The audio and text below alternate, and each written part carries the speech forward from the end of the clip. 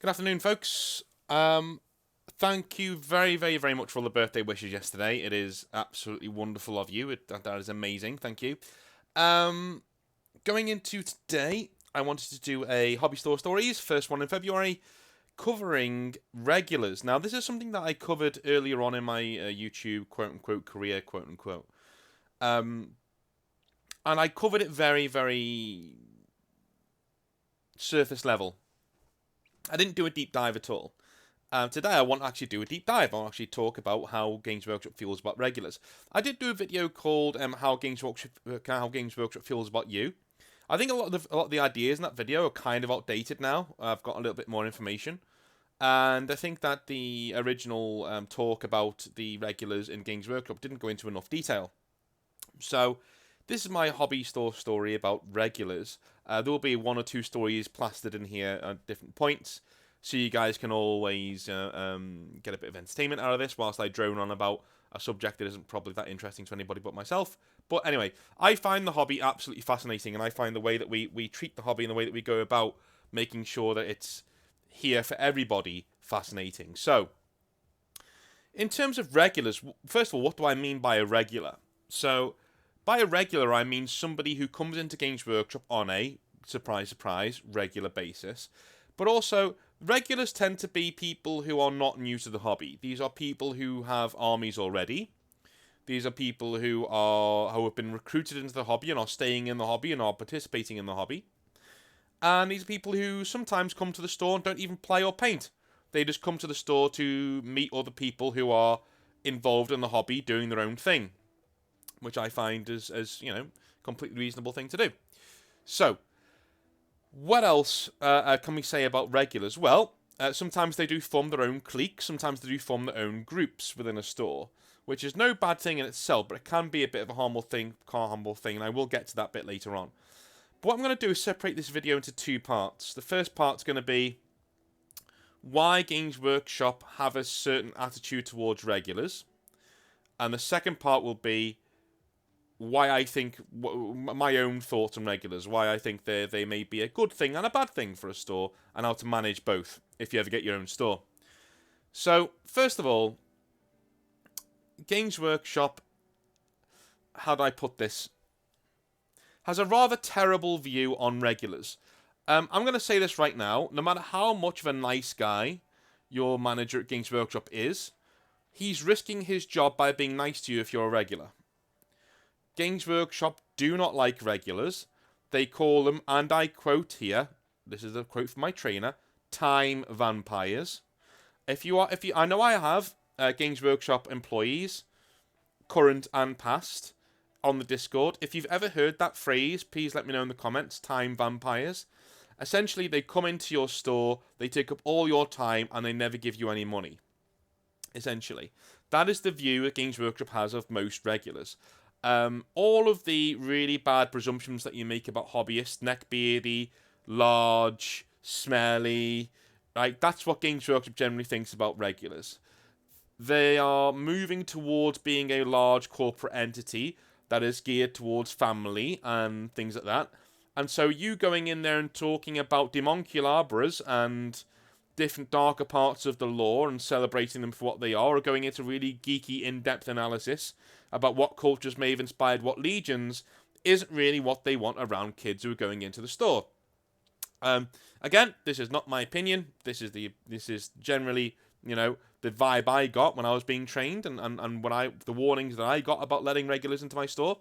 When I was first starting my first big training weekend, I was told by a manager who hadn't been there as long as I had. Right, he literally started for a few weeks. He said, "No, I was in a group of three. It was me, a veteran manager who's a bit of a twat, and this new manager. And this new manager said to me, "No, get rid of them from your store. They will choke your store, dude. Get rid of them out your store. Don't have them in there at all. Get rid of them. Regulars are cancer. Get them out your store." He said, "In my store, I only have 500-point games, and they were moaning for ages, and I said they could just go elsewhere if they didn't like it. And I'm actually going to have no games in my store from, I think it was like, a few months down the line. I'm actually going to transition to having any games in my store apart from intro games." And I was like, okay. And I turned to the the manager with a lot of experience, hoping to get some backup. And he just looked at me and said, "Yep, totally correct." And I was like, "Okay, right." And I knew that was one of the moments where I knew I wasn't going to last. Either they were going to sack me or I was going to leave, because I would never do that to my regulars. I had astounding regulars, really nice guys. I had cancerous individuals as well, but I was able to just, shift them to the side and focus on the really cool core group of about 20, 25 people who come in the store on a regular basis.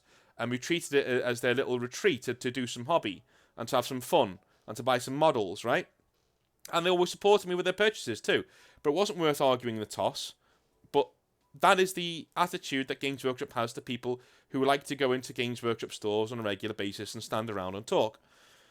And it really is a shame, because back in the day, at the Liverpool Games Workshop that used to be on Lord Street, there was a guy called Paul, and he had a big moustache, and he was American. And he was absolutely effing cool. And you could go in there and talk to them about anything all day. You could just absolutely have a chat, have a chin wag after work or after school. The Thursday night gaming session was always really, really cool. It was treated almost like not a youth club, but like a club for hobbyists, where you'd go in and you'd have your little time, and at 9 o'clock they kick out all the kids, and they'd all go upstairs and play Blood Bowl with beer. And obviously Blood Bowl is a game that is rather, shall we say, fury-inducing at times. And so a lot of people went up there and had a little swear for a little while, and drank beer and had a good time. And losing that was terrible, because now you go into the same Games Workshop. It's now moved to the train station now. It's a nice little store, but it's very corporate. You walk in, there's two people standing there. "Hey, dude," they come over to give you the spiel. "How are you today? What are you looking for?" Blah, blah, blah. And you say, "Yeah, I'm just looking for this," whatever. And, and they don't dry hump you like they do in other stores. They generally just let you get on with it. But it has turned into a very cold corporate experience compared to what it used to be. Now, I'm fully aware. I've been there a few times when they've had little not events on, but they've had people around, and I've not seen any games being played there. I'm assuming that you're not allowed to play games there anymore. I did call them a little while ago, asked them if I could book a table, and I nearly got laughed off the phone, because they said, "No, we don't do that anymore. We don't do that for the foreseeable." I think COVID has had a lot to do with Games Workshop having an excuse now to bring the sword down on gaming in stores. And I think if that doesn't tell you what you need to know about their attitude towards regular customers, then I don't know what is.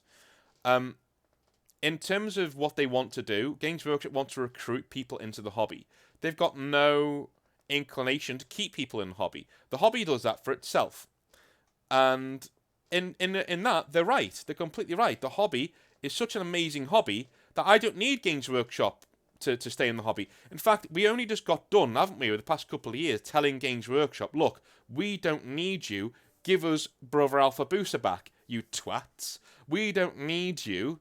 Give us text-to-speech back. Give us flash kits back. Give us all these things that we found really cool about Warhammer. Give us Astartes back. We don't need you." And I'm not sure whether we can be surprised of their attitude towards regular customers when we give them that attitude right back. We say we want nothing to do with you. We don't need you to enjoy the hobby. And in their opinion, right, if you don't need us, we don't need you either. You stay over there. You just keep buying models. We know you'll keep buying models because that's how you commute in the hobby. So apart from your wallet, we don't need you. Go away, right? Games Workshop stores are a money-making machine, but they're also a machine, really, when you look at what the Games Workshop's accounts, as we did a few weeks ago. Games Workshop stores are a machine for recruiting people into the hobby. I've used this analogy before. This is an analogy I was told during my training. The hobby is like a bucket with a hole in it, or several holes in it, right?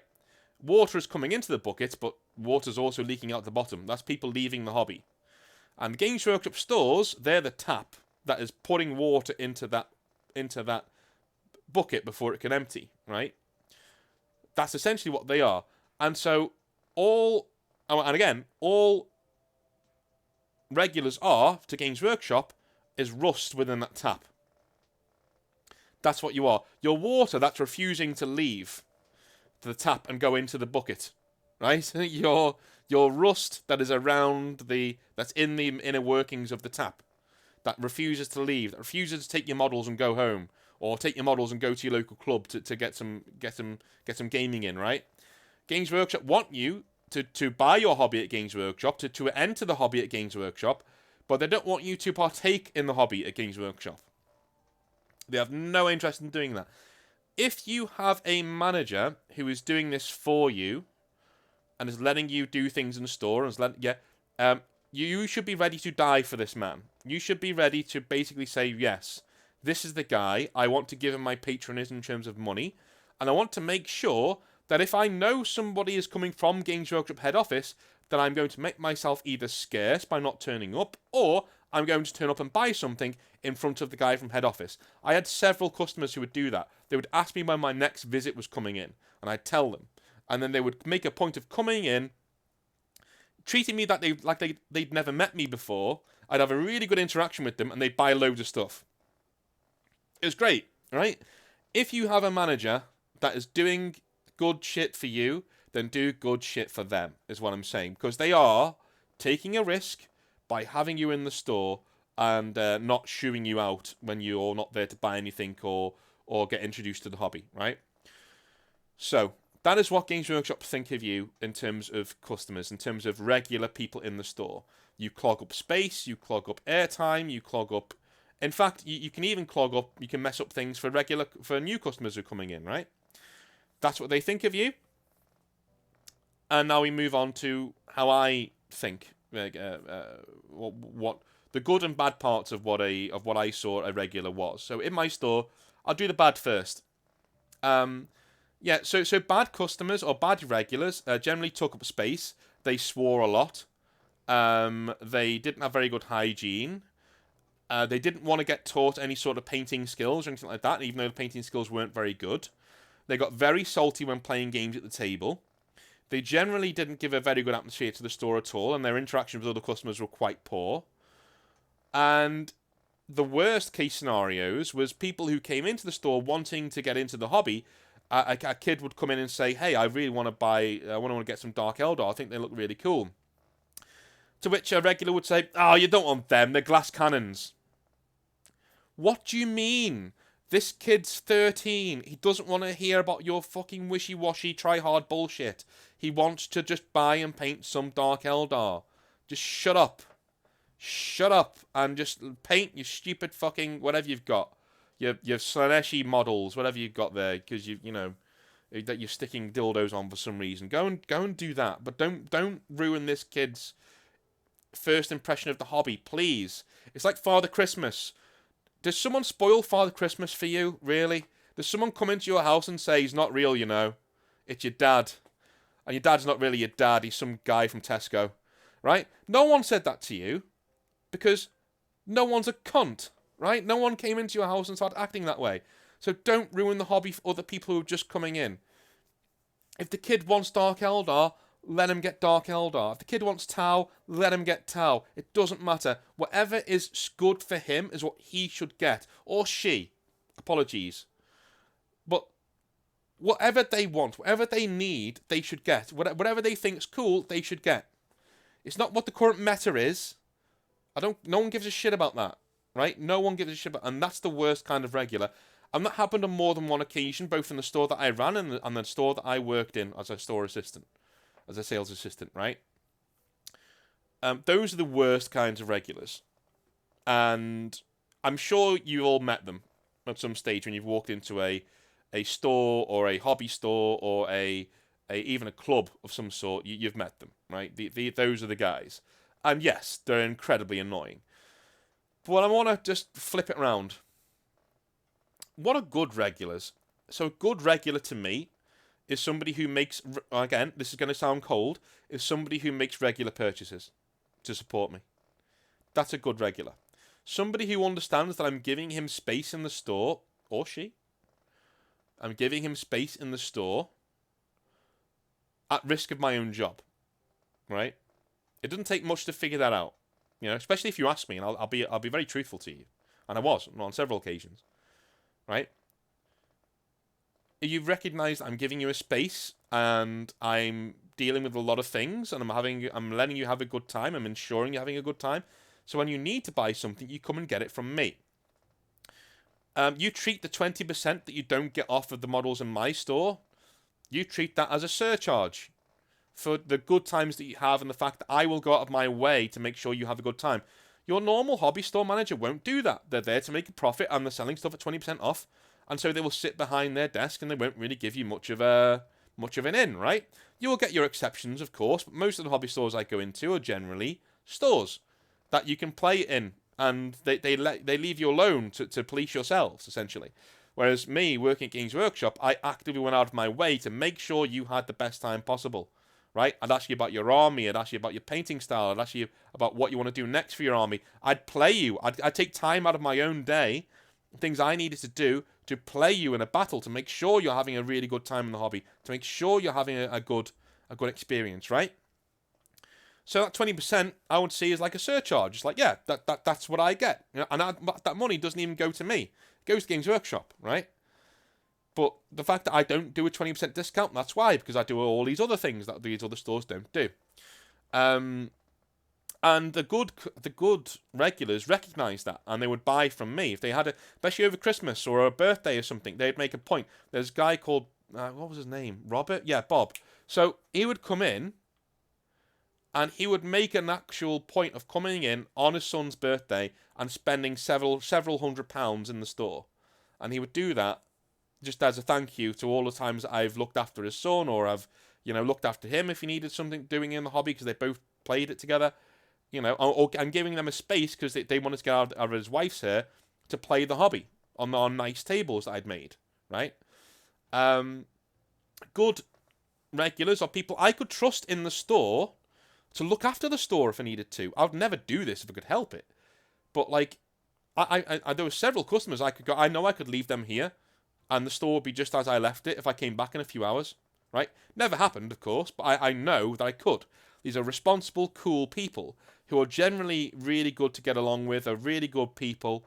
They will help other people in the hobby when things need doing, when they need to be, if someone new comes in, they are natural leaders. These people come in and say, hey man, what are you painting there? That's so cool. Hey, can I tell you how to dry brush? Yeah, I've never dry brush before. Okay, let me show you. Because you've got metallics there, and this will make it go really well. Blah, blah, blah. Right? Those are the really good regulars. I once let a regular run an introduction game because he wanted to give it a go. I know, that's a cardinal sin at Games Workshop. It's not quite a sackable offence, but you'll get a severe warning. But I just didn't care, and this guy really wanted to give it a go because he wants to work for a Games Workshop or a hobby store at some point. So I said, yeah, next person who comes in that I think is appropriate, I'll let you do an intro game. And I gave him the intro game. I stood nearby, and he gave a really good intro game to this kid. It's like a 14-year-old kid. They had a really good time, and then that was it.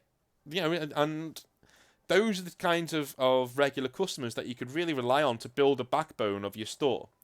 To have them come in and essentially not run the store for you, but self-police. Those people are very, very, very good at ostracizing the people who are poison. At saying, look, this isn't good enough behavior or whatever. I had several occasions where I had a behavior that I didn't want to deal with in the store, or I was too busy to deal with. A regular would just say, hey, can I talk to you outside for a minute? And then they'd say, look, that isn't appropriate. We don't use language like that here, or you're not supposed to talk about shit like that here. It's not that kind of place, and things like that. That would happen all the time. You get a really good community that self-polices. In terms of, you can have your store essentially run like clockwork, because instead of looking at regulars as rust, I look at them as potential oil that goes on the hinges and the parts of the machine that's supposed to work, right? That's how I looked at regulars, is that they would come in, they would partake in the hobby, and they would, I don't want to use the word lubricate, but, they would lubricate the engine, They would make sure everybody else was having a good time. They would do things that I couldn't. And if I didn't see something that I should have seen, or that I technically could have done something about, they would come to me and say, hey, this guy needed help, and so I did this. And some of them would write down notes for me. Would say, look, I helped this guy out with this, and he's going to come in next Wednesday, and he'd leave it on the register at the end of the night. And I'd be like, oh, shit, I didn't see that guy, thank you, because we got really busy. These are the guys that you want to have around your store. And don't let any amount of fear-mongering by Games Workshop let you chase them away. Do not chase them away. Because they are diamonds in the rough, and they will self-police the community. And in terms of having a solid, workable store, that's the best way to do it, as far as I'm concerned. In the store that I worked at as a sales assistant, my manager hated the regulars. He would regularly bitch about them, sometimes to their face, and just say, they're not very mature, they're this, they're that, they're very cliquey. And they were quite cliquey, to be honest with you. There were times when they were together and they looked quite intimidating all around the gaming table together. But at the same time, I never once saw them turn anyone away. If someone walked over to the gaming table, they'd say hello. Hey man, how's it going? It's fine, yeah. Do you want a game? Yeah, fine. And it would happen all the time. They would go after people in a good way and say, hey, do you want to play a game? They would spread the love of Games Workshop and the community and what we're trying to build here. And the fact that they were treated so poorly, they actually wrote letters to Games Workshop complaining. Like 4 letters, all signed, complaining from the store, saying this guy is treating us like shit. We don't have anywhere else to go, but if we did, we would go, because we don't like it here anymore. And they never got a reply. Because I'm telling you now, Games Workshop don't care. That person read that at Games Workshop and said, well, leave then. Because we don't want you at Games Workshop in the store all day. Yeah, we don't want you sitting there all day taking up valuable space. We don't want you in the store turning off new customers, right? That's how they think about regulars. So what do you think? Do you think regulars are a gift or a curse? I tend to think that there are several types of regulars, and a lot of them are gifts, and there are a few of them that are curses. But I do tend to think that if you nurture those gift regulars, they will self-police the curse regulars, and you won't have to deal with them as much. So what do you think? Have you come across any sort of horror stories like that and how are you treated by your manager in your local store? Have you come across any bad or good regulars? Let me know. Love you all long time. Thank you very, very, very much for watching. Happy painting. Salute. See you next time.